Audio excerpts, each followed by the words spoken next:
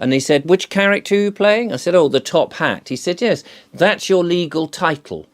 He said, the government, when you ever get anything official, it will come with your name in capitalisation, big capitalisation, the same as on your birth certificate, capitalisation. That's how you know that you are a player in the legal game of life.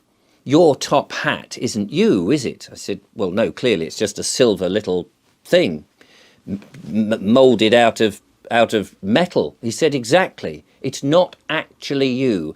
Just as your legal persona, your name in capitalisation, is not you. And yet it's on all the bits of paper from the bank, from the tax office, all those different bits of paper on your car registration, all those different pieces of paper. That is a representation of you, but it's not actually you. Just as the top hat is not actually you. And I said, oh, okay. He said, so you've got the money from the trust. That is your estate. And we're going to play the game with your estate. He said, do you know much about trust funds? I said, to be honest with you, I don't know very much at all. He said, well, let me explain. You see, when you have a trust, there's a fund, and it's set up by the trustee, in this case, by the Treasury, the government, the Treasury. They've put in this money. Now, in order for a trust to work, there must be two other people in it. There's three maximum, you see. There is the beneficiary, the person that the trust is set up for, which in your case is you. This money that's been put into is yours to do whatever you like with. Oh, I said, that's very nice, thanks very much. He said, but there is also somebody who must administer that, the executor. So the executor is the one who will make sure that things are paid or that you can withdraw money for what you need. And he said, of course, when you're a baby, you cannot be the executor because you are a minor. So until you reach the age of majority, which is 18, your parents would be the executor. They would administer the trust for you, set up by the government. He said, the only thing is, the government, a bit canny like this, they don't actually tell your parents.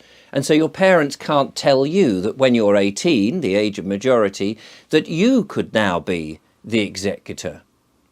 So you go through life feeling that you have no money. You feel that you're a debtor, that you're constantly in debt, that you have to get a job because you need money to pay for the things you need.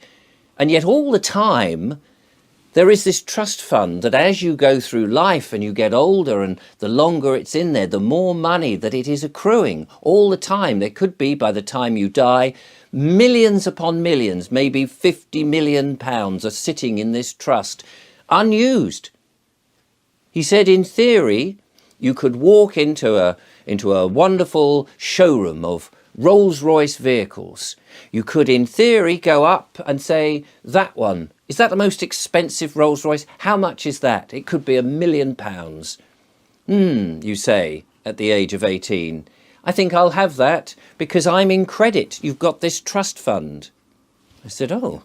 He said, all you need to do is autograph the credit note and the car is yours. But of course, the man who's selling you the car will say, hang on a minute, I don't understand. And you'll simply just say, well, take this credit note that I have now put my autograph on, take it to the Treasury, and they will dip into my trust fund and pay you. You'll get your money perfectly fine because I'm in credit. Look at the game. You have this big pile of money. I've just given it to you. That is your trust fund. He said, but in the game of Monopoly, as we go around and you get penalties and you earn money, he said, when you get a penalty, what do you do? I said, well, I just pay it out of this money. He said, yes, that's what you should do in life. But in life, you don't go to your trust fund. You pay it out of the money. You've got a job and your hard-earned job. You've got this hard-earned cash, real money that you're paying for all the bills and all the taxes, your council tax, your road tax, your fuel tax. You're paying your inland revenue tax, all the taxes you're paying out of your own hard-earned money. And yet you don't need to. You've got this rather plush trust fund, he said. He said, look at it, you can see it. And in the game of Monopoly, that is what you do. And I said, oh, yes. I see. He said, but the money is there. He said, yes, but because they don't tell you that you are the executor of the trust, you don't know. You just think you're in debt all the time and you're having to borrow money to buy a house and you get a mortgage and you're paying it all back. You could have got it straight from the trust and not had the bother. I said, wow. He said, but through life, just as you play on this game of Monopoly, there are hazards. And every now and again, because you've not earned enough, or you fell behind with your payments, or the interest rates have gone up, or the way the legal system has worked, it seems to be always against you. You drive your car and you get into a penalty area and there's an infringement, or you park your car and there's a parking ticket, all these sort of things, and you haven't got the money because you haven't worked hard enough, or whatever it is. You could end up with summonses to a court. He said, do you know what a court is? A magistrate's court? And I said, well, yes, I've got an idea. He said, it's just the legal department of the Treasury. They want to make sure that you pay the bills or the infringements or the tickets and all of this.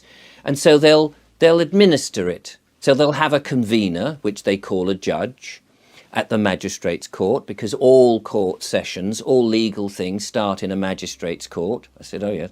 And you'll be summoned there. Now, of course, if you know that you're the executor, you can just tell them to say, well, just pay it out of the trust fund. But you don't know that, so you end up going to court. And the first thing that happens at court is, of course, they will say something like, for the record, state your name. And this is where the trick is played on you. Because you don't know who you are, you will say, my name is Richard Vobes. And at that moment, they've got you. Because effectively what's happened is you've said, I'm the top hat, or the dog, or the train, or the iron. You've become the player of the game. You've become the fiction. Because their world can only work on the fiction. A real living man cannot enter a real court. They cannot deal with you. So they have to get you to be the legal fiction. And so what happens then is they become the executive, they become the sole beneficiary, and you become a legal representative of the trust, but you end up paying out of your own money. So what you should do, of course, is tell them the truth. Because you're not a capitalized version of your name. You're not the top hat. You're not the character that's playing the legal game. Of course you're not. You're a real living man. You're the executor of the estate of the top hat, or the capitalization, the persona of your living man. That's who you are, just as in Monopoly. So you would say, well, I'd like to introduce myself. I am the executor and the sole beneficiary of the estate of Richard Vobes, the legal persona. But I am the executor.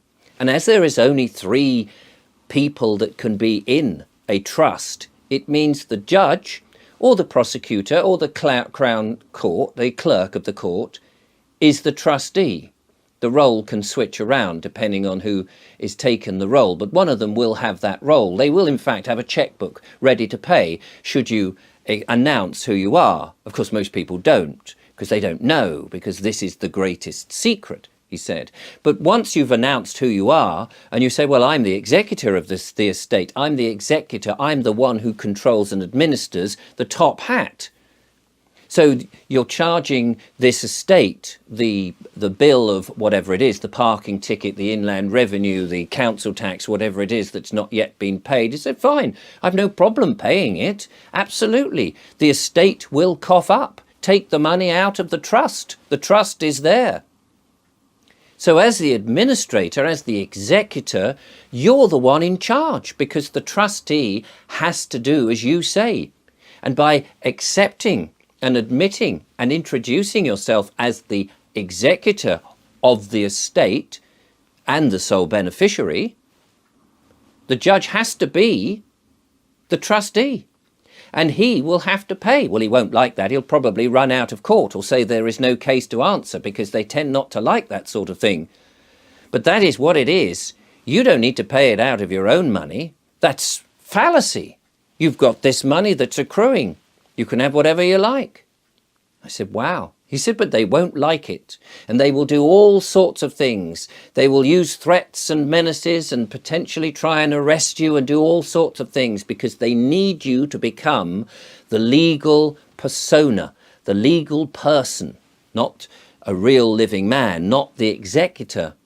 They want you to be the top hat, and then they can play the game against you. So you have to resist at all times, because you are a living man. You are the executor. You didn't ask them to set up the trust. They set up the trust. You're just there to administer it, because you are the executor. So administer your trust, he said, with a wry smile. He said, do you fancy another drink? I said, no, I'll get them. So I went to the bar, thinking about this, buzzing in my head. And when I came back with another glass of ale for us both, 2 glasses of ale, I noticed he was nowhere to be seen. He had gone. The board had gone, and all the things, except all that was left, was the little silver top hat. And I could almost hear the words ringing in the air. You are the executor of the legal estate. The trust is in your name. Grab it.